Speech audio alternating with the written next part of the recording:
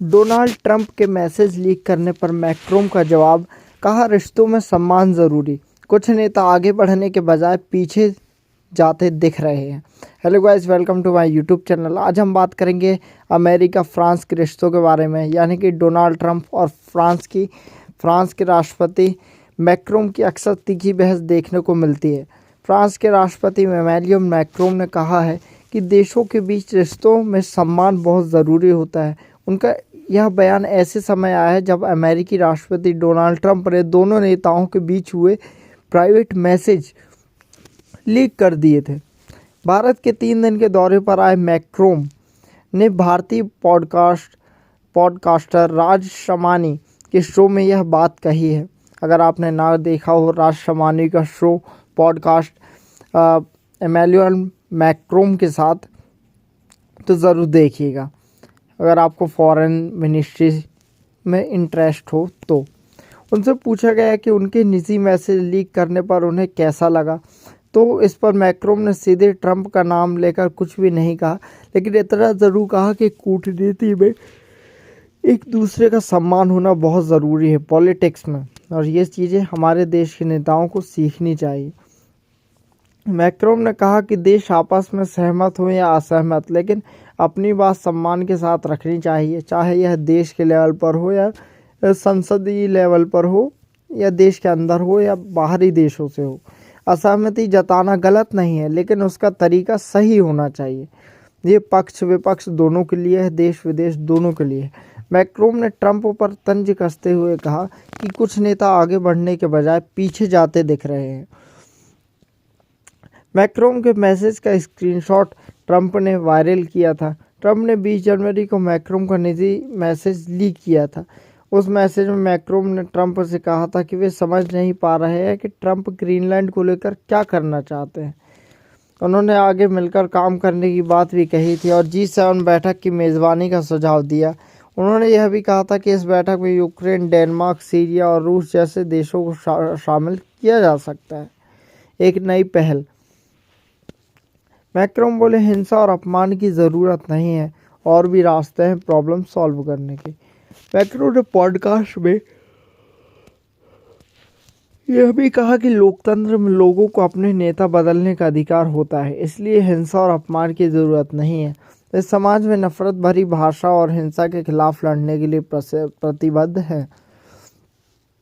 जब फ्रांसीसी राष्ट्रपति से पूछा गया कि क्या दुनिया को अमेरिका के मौजूदा लीडरशिप से डरने की ज़रूरत है, तो उन्होंने कहा कि आज के हालात में यह थोड़ा हैरान करने वाला है कि कुछ नेता आगे बढ़ने के बजाय पीछे की तरफ जाते दिख रहे हैं, और यह ट्रंप पर सीधा निशाना माना जा रहा है। ट्रंप ने फ्रांसीसी वाइन 200% टैरिफ की धमकी दी थी। ट्रंप और मैक्रोन के बीच लंबे समय से तल्खी रही, लेकिन हाल में विवाद तब बढ़ा जब फ्रांस ने ट्रंप के बोर्ड ऑफ पीस में शामिल होने का न्योता ठुकरा दिया।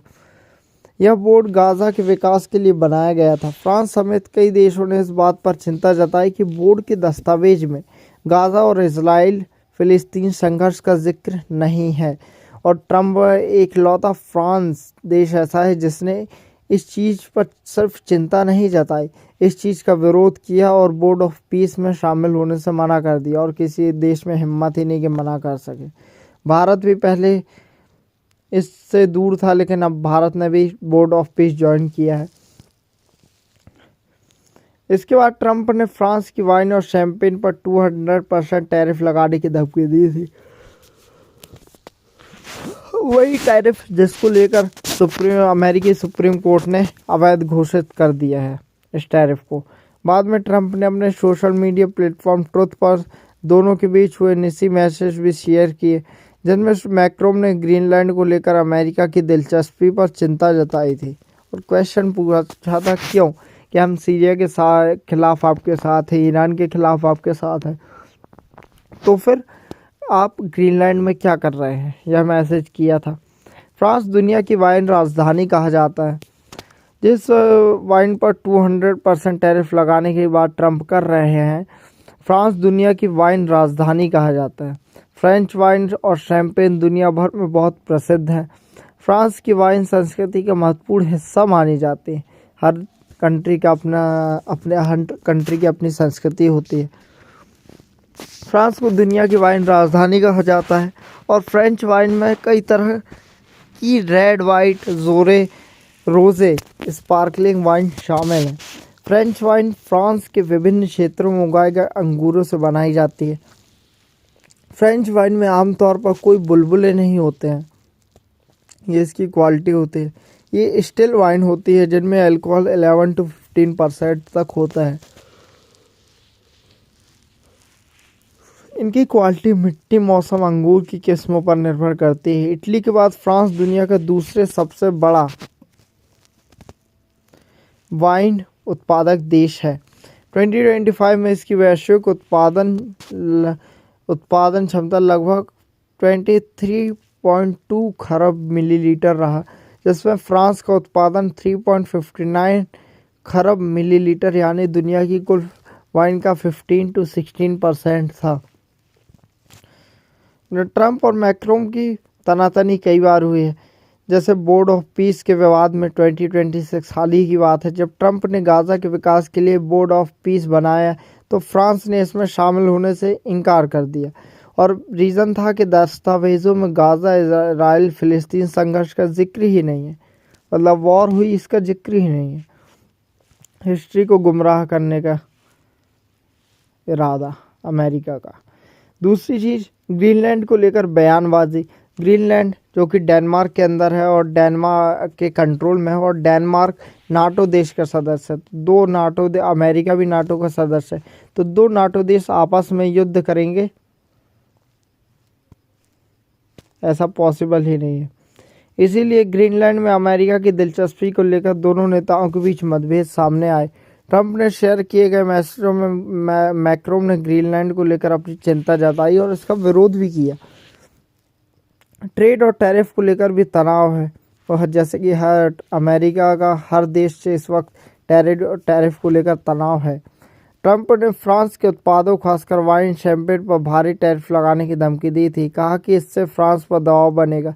इस पर फ्रांस ने नाराजगी जताई थी। दूसरी चीज, नाटो और डिफेंस खर्च। अक्सर ट्रंप कहते रहते हैं कि वह नाटो का पूरा खर्च उठाते हैं, यह फालतू ब्रेन डेड है। ट्रंप बार बार कहते हैं कि यूरोपीय देश नाटो पर कम खर्च करते हैं। सॉरी, अमेरिका के ट्रंप ने नहीं, मैक्रोन ने कहा कि यह ब्रेन डेड है। अमेरिका पर ज़्यादा बोझ पड़ रहा है नाटो के खर्च की वजह से। मैक्रोन ने एक बार नाटो को ब्रेन डेड, दिमागी रूप से निष्क्रिय तक कह दिया था। इस बयान पर ट्रंप ने कड़ी प्रतिक्रिया दी थी। दोनों के बीच सार्वजनिक बहस भी हुई थी 2018-19 में। डिजिटल टैक्स विवाद की बात करें तो फ्रांस ने बड़ी अमेरिकी टेक कंपनियों पर डिजिटल टैक्स लगाने का फैसला किया था, जिससे ट्रंप ने इसे अपने अमेरिकी कंपनियों के खिलाफ कदम बताया था। फ्रांसीसी सामान पर टैरिफ लगाने की धमकी दी थी ट्रंप ने। बाद में बातचीत के जरिए मामला कुछ हद तक सुलझा। ईरानी परमाणु समझौता, तो ट्रंप ने अमेरिका की joint comprehensive plan of action JCPOA से बाहर कर दिया था अमेरिका को। यह एक परमाणु समझौता था जो 2015 में ईरान और दुनिया की बड़ी ताकतों के बीच हुआ था, जैसे अमेरिका, और देखा जाए ये तो यूरोप की सबसे बड़ी ताकत फ्रांस ही माना जाता है। तो फ्रांस, इन देशों के बीच समझौता हुआ था और ट्रंप ने इसे अमेरिका को इस समझौते से बाहर कर दिया था। मैक्रोन चाहते थे कि समझौता बना रहे। उन्होंने ट्रंप को मनाने की कोशिश की थी लेकिन वे सफल नहीं हुए। और एक और आता है पेरिस क्लाइमेट समझौता। ट्रंप ने अमेरिका को पेरिस क्लाइमेट एग्रीमेंट से बाहर करने का फैसला किया था। मैक्रोन ने इसका खुलकर विरोध किया और make our planet great again, जैसे अमेरिका ने नारा दिया ना, ट्रंप ने मेक अमेरिका ग्रेट अगेन, वैसे ही मैक्रोन ने नारा दिया make our planet great again का नारा दिया, जो ट्रंप के चुनावी नारे पर तंज माना जाता है।